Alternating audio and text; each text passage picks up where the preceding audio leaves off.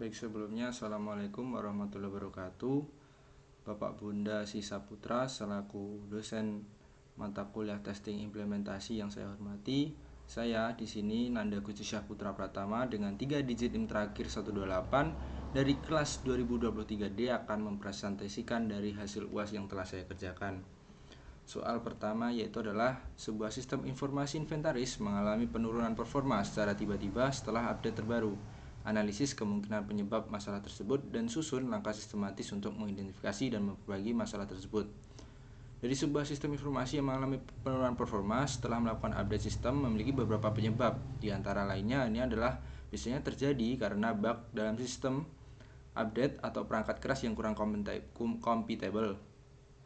Hal ini tentu saja mengganggu bagian operasional, apalagi jika sistem yang digunakan untuk memantau transaksi stok, pemesanan, dan lain-lain bekerja secara real time. Selain itu, hal ini bisa disebabkan oleh adanya ketidakcocokan konfigurasi sistem baru terhadap sistem default atau sistem lama. Contohnya pada akses database, connection pool atau timeout setting yang tidak sesuai sehingga menyebabkan bottleneck. Arsitektur sistem, modul, dan integrasi API sistem yang berubah dapat menyebabkan ketidaksesuaian alur data sistem dan memperlambat request time sistem dalam memproses data input. Validasi data dan migrasi data yang dilakukan setelah melakukan perubahan struktur sistem juga dapat menjadi penyebab slowdown time dari sistem tersebut karena bekerja bersamaan dengan pengguna biasa.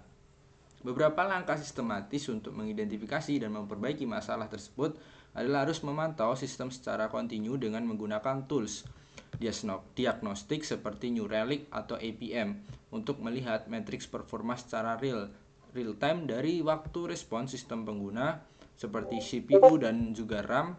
Ini akan melihat bagian sistem yang paling berdampak sehingga bisa diperbaiki atau membuat mitigasi sistem untuk permasalahan berikutnya. Jika kerusakan belum terdeteksi sehingga tidak mengganggu sistem saat bekerja, namun permasalahan belum terdeteksi, bisa menganalisis error report dan mengumpulkan data dari log server, aplikasi serta database, lalu fokus memperbaiki bagian dengan request timeout paling tinggi. Selanjutnya, jika sistem terlalu lambat dan belum ada kemungkinan untuk memperbaiki dalam waktu dekat, lebih baik melakukan rollback ke versi sebelumnya agar tidak mengganggu operasional sistem. Selanjutnya, yang dapat dilakukan adalah melakukan audit dan mengoptimalkan query untuk menemukan bottleneck. Selanjutnya, memeriksa library, middleware, serta API apakah berubah setelah melakukan update.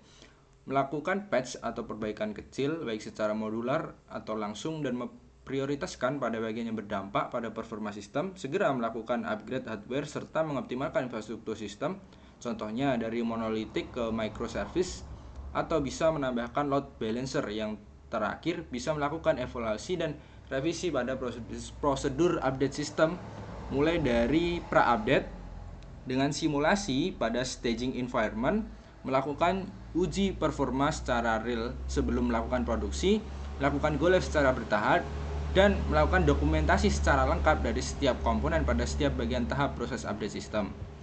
Selanjutnya, soal yang kedua adalah jika saya ditugaskan untuk merancang skenario pengujian beban dengan aplikasi yang secara dinamis melayani ribuan pengguna simultan, bagaimana saya merancang pengujian tersebut dan metrik apa saja yang penting untuk dianalisa. Karena yang diuji merupakan sebuah aplikasi yang melayani banyak pengguna, maka tidak hanya bagaimana aplikasi itu dibangun, namun juga bagaimana aplikasi tersebut diuji secara real dengan beban tinggi dan permintaan yang besar secara bersamaan, serta ekspektasi pengguna yang tinggi terhadap waktu respons sistem. Karena itu, load testing merupakan bagian pengujian yang penting dalam kasus ini agar sistem beradaptasi dengan beban tinggi. Selain dari load testing, saya menetapkan bahwa beberapa jenis pengujian utama diantaranya adalah baseline testing untuk memberikan gambaran performa sistem dengan beban ringan. Load testing mensimulasikan beban yang bertambah secara bertahap, contohnya dari 50 pengguna ke 100 pengguna untuk mengukur bagaimana sistem tersebut mengelola pertumbuhan beban. Selanjutnya ada stress testing yang berikan tekanan sistem dengan batas maksimum untuk menentukan titik puncak kemampuan sistem sebelum gagal atau failover. Ini bisa membantu untuk melihat batas sistem sehingga bisa melakukan langkah mitigasi jika batas-batas tertentunya sudah diketahui. Selanjutnya ada endurance testing, menjalankan sistem dengan beban tinggi secara non-stop selama berjam-jam atau berhari-hari untuk mengamati sistem terdapat penumpukan error atau memory leak dan slow down time response. Yang terakhir ada spike testing, memberikan sistem lonjakan secara mendadak lalu mengembalikannya ke dalam kondisi normal. Hal ini dilakukan untuk mengukur ketahanan dan respons sistem jika ada lonjakan pengguna secara tiba-tiba untuk menyesuaikan perkembangan zaman. Karena pengguna sistem bisa bertambah jika ada kejadian viral atau tren tertentu. Rancangan dari pengujian sistem ini sendiri mencakup beberapa hal seperti pengguna, API consumer, end user, serta admin.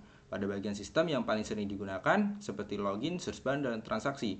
Jam paling banyak user menggunakan sistem seperti peak hours atau jam-jam kerja. Average request dari sistem seperti download, data upload, serta interaksi secara real time. Ada beberapa tools yang digunakan dalam pengujian ini, diantaranya adalah GMeter, Gatling, Locus, layanan cloud seperti ABS, load testing, serta Blazor Meter yang sangat cocok untuk digunakan mensimulasikan ribuan pengguna secara paralel. Ada beberapa metrik penting yang perlu dianalisa. Yang pertama itu metric time, untuk mengetahui waktu yang dibutuhkan suatu sistem untuk merespon permintaan, terutama jenis sistem dinamis karena bisa mendeteksi error jika waktu respon di bawah ekspektasi awal yang telah ditentukan. Yang kedua adalah metric throughput, digunakan untuk melihat berapa request per second atau RPS yang dapat ditangani oleh sistem. Throughput harus diukur dalam berbagai operation karena throughput untuk read itu biasanya jauh lebih tinggi dibandingkan throughput untuk write. Peak throughput biasanya digunakan untuk menunjukkan kemampuan sistem dalam menghadapi lonjakan secara mendadak, sudden spike. Sedangkan sustained throughput menunjukkan kemampuan sistem dalam jangka panjang dalam performa yang konsisten. Selanjutnya, metrik untuk error rate. Untuk melihat presentasi kegagalan dari sistem, ada beberapa error yang masih bisa diterima dan error yang muncul saat sudden spike atau endurance test, menandakan kegagalan atau batas sistem yang perlu diperbaiki. Selanjutnya ada metric resource utilization yang juga mencakup penggunaan dari sebuah CPU digunakan untuk memantau apakah sistem menggunakan RAM dan CPU dalam intensitas tinggi secara terus-menerus. Hal ini bisa mendeteksi bottleneck, memory leak, atau bahkan hardware infrastruktur yang perlu di-upgrade. Selanjutnya adalah metric latency, memeriksa kecepatan write and write pada disk dan waktu akses ke jaringan karena dua hal tersebut bisa mengukur performa pada sistem yang berbasis data atau aplikasi dengan API eksternal.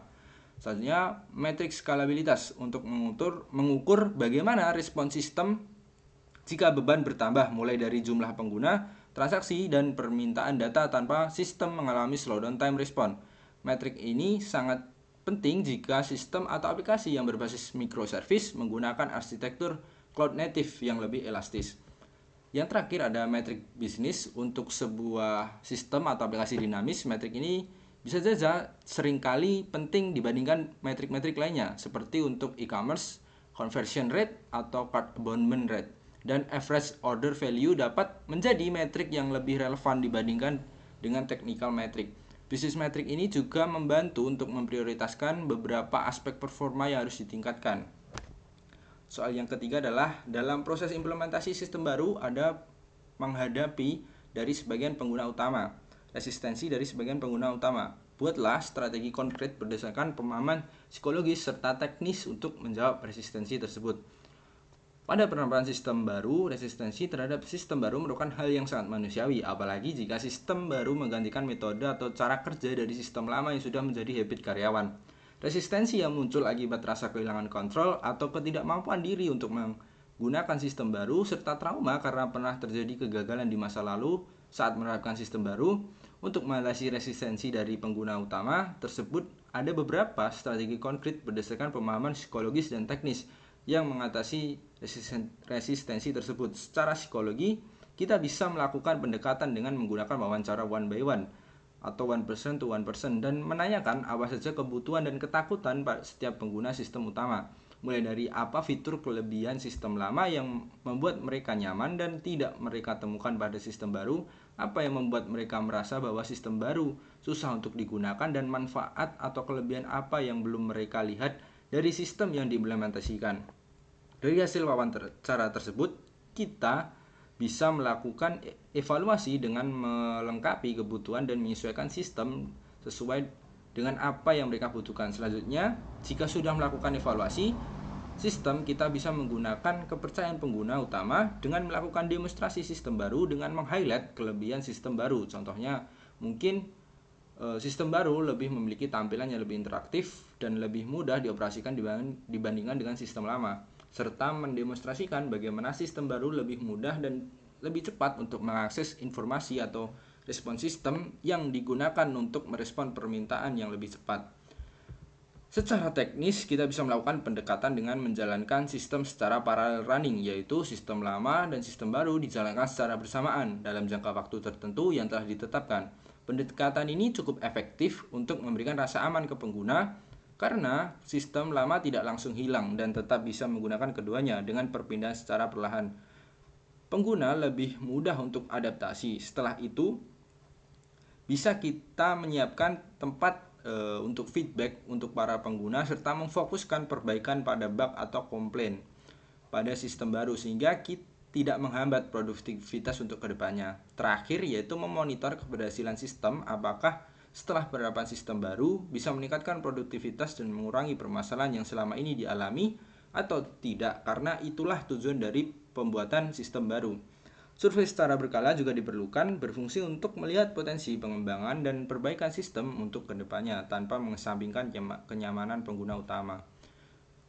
Yang keempat yaitu adalah sebuah sistem manajemen data sering mengalami ketidaksesuaian data antar berbagai modul. Identifikasi kemungkinan akar penyebab dan buatlah prosedur pemecah masalah yang efektif serta berkelanjutan. Baik, untuk jawaban ini, ketidaksesuaian antara berbagai modul data sistem tidak hanya soal masalah teknis. Salah satu aspek yang berpengaruh merupakan kepercayaan pengguna terhadap sistem. Misalnya, jika ada barang di gudang tidak sama dengan data penjualan, hal-hal ini menghambat pengambilan keputusan dan juga bisa berdampak buruk untuk organisasi. Ada beberapa kemungkinan yang menyebabkan hal ini terjadi, seperti mungkin data latensi yang tinggi sehingga terjadi lag, sehingga tidak bisa melakukan update informasi secara real time. Gap latensi ini bisa menjadi masalah serius jika dibiarkan atau bahkan bisa menimbulkan kehilangan barang atau kecelakaan kerja. Perbedaan data pada setiap modul dan tim pengembang juga mempengaruhi ketidaksesuaian data antar berbagai modul. Karena itu penting untuk mengintegrasikan data dalam satu database, atau jika tidak memungkinkan, tim pengembang atau format data pada setiap tim pengembang ditampilkan secara transparan. Kurangnya MDM, Master Data Management, juga bisa menjadi penyebab hal ini terjadi. Jika sistem modul melakukan pertukaran modul setiap batch, contohnya mungkin setiap malam, melalui proses ETL, Extract, Transfer, and Load, jika proses ETL ini tidak dilakukan dengan tepat bisa menyebabkan kehilangan data atau data rusak karena kesalahan ekstrak dan transfer data. Database lebih dari satu dan tidak tersinkron dengan baik juga menjadi penyebab ketidaksesuaian data antar modul. Prosedur untuk pemecahan permasalahan ini adalah yang pertama dengan melakukan audit.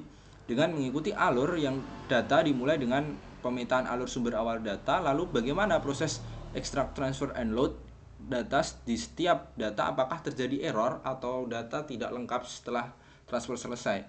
Mengamati transformasi data dan format data setiap modul, apakah sudah sesuai atau belum.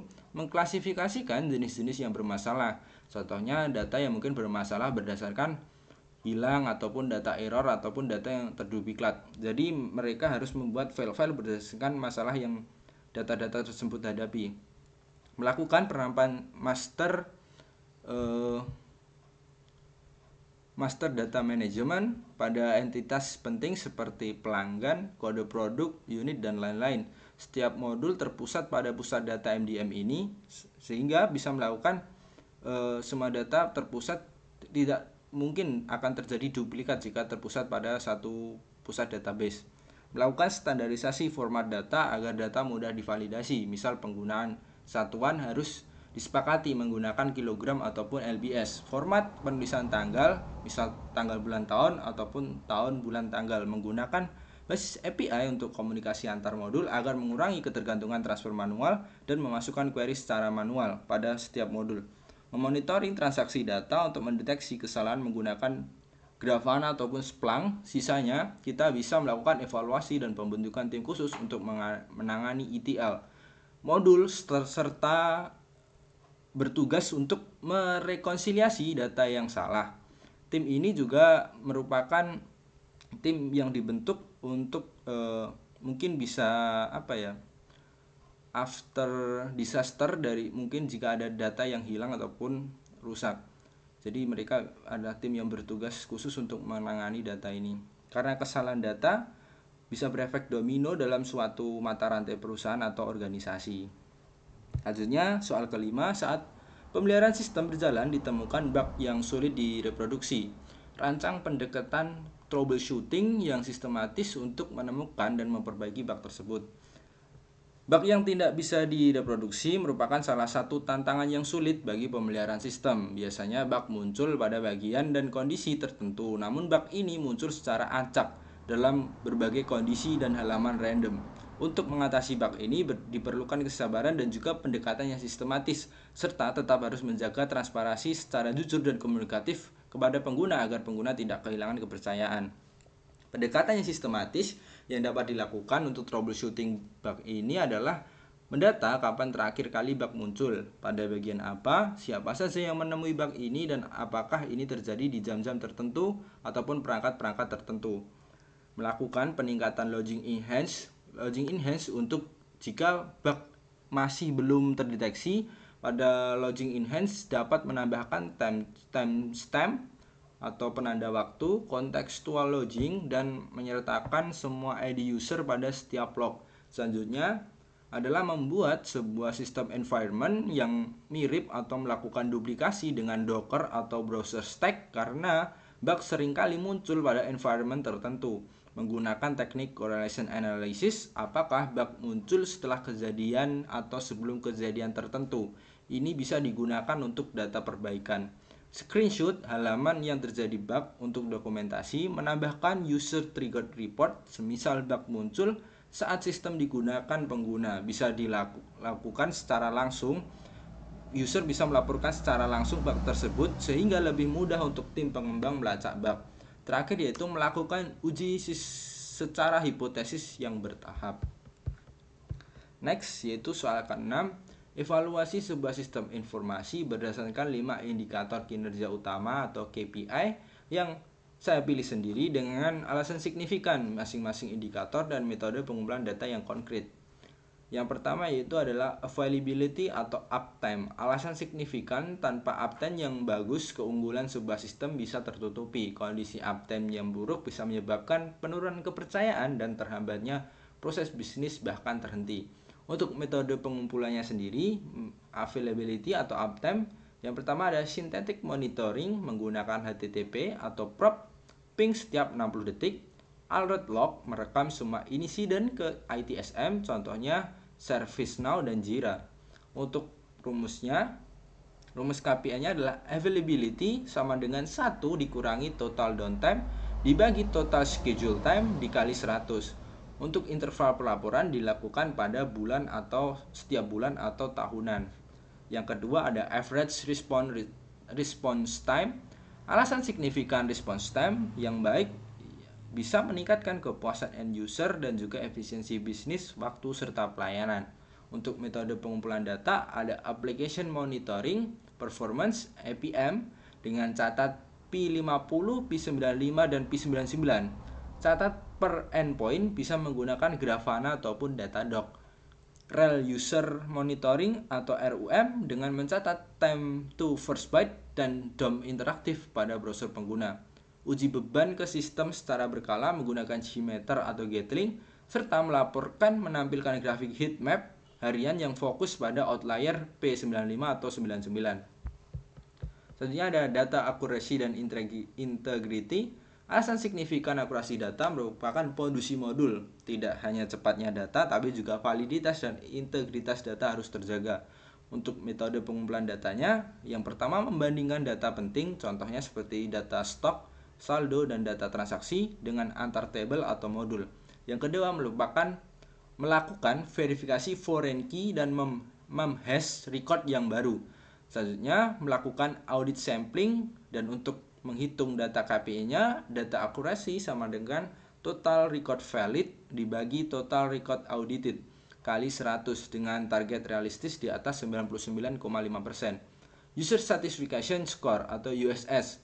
Sistem yang bagus namun rumit bisa ditinggalkan kapan saja. Kepuasan pengguna bisa memprediksi jangka panjang sebuah sistem dan ROI. Metode pengumpulan data yang pertama melakukan survei kepuasan dalam aplikasi. Misal melakukan rating bintang dengan Likert 1-5. Survei 3 bulan sekali melalui email user apabila merekomendasikan sistem.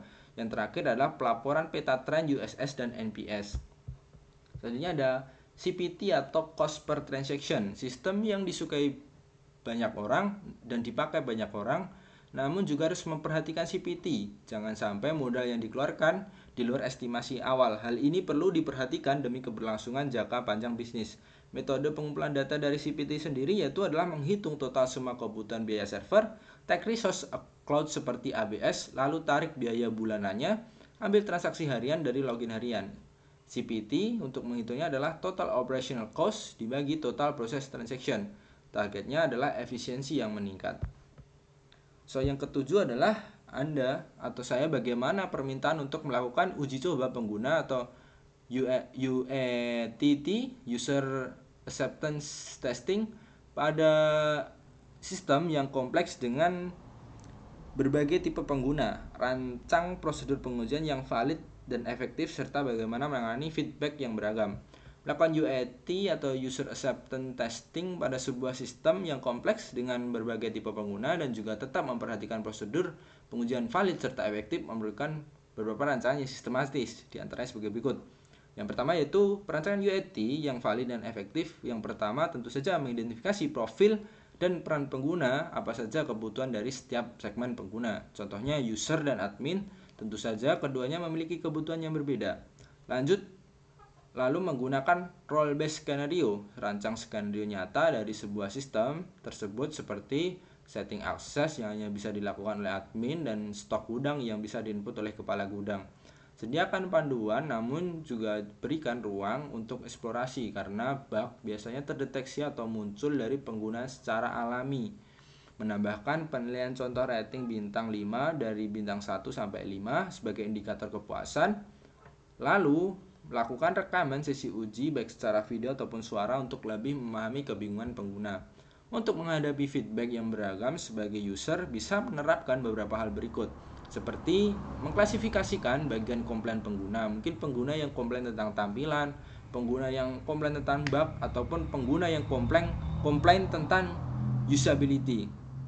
Selanjutnya, menyediakan forum diskusi yang proper dengan respon langsung agar user merasa lebih diperhatikan, semisal menambahkan chatbot otomatis pada tempat diskusi.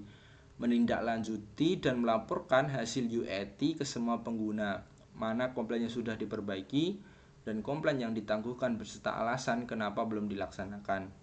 Selanjutnya, soal ke-8. Dalam dokumentasi pengujian, Anda menemukan bahwa banyak laporan hasil uji tidak dapat dipertanggungjawabkan karena kurangnya bukti yang kuat. Buatlah pedoman dokumentasi pengujian yang dapat memastikan keabsahan setiap laporan.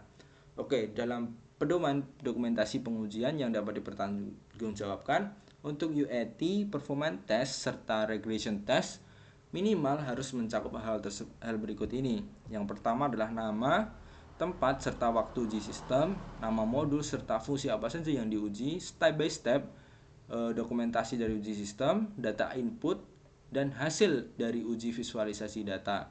Selanjutnya ada hasil status seperti file atau sukses dan bukti screenshot, log, video atau rekaman. Setiap laporan diberikan wajib menyertakan bukti visual atau log terverifikasi seperti screenshot, screen record atau voice record selama uji, dan log file yang perlu diunggah dan dilampirkan tidaknya dikutip. Menautkan setiap uji kasus sistem, kebutuhan sistem, contohnya seperti test case pada 108, bagian requirement RQ 3.2.3 pada bagian login SSO. Menggunakan test trail seperti Zapier atau Jira yang memungkinkan untuk tracking tiap uji per rilis, integrasi bukti langsung seperti screenshot dan log attach. Yang terakhir adalah melakukan peer review atau review ulang pihak ketiga.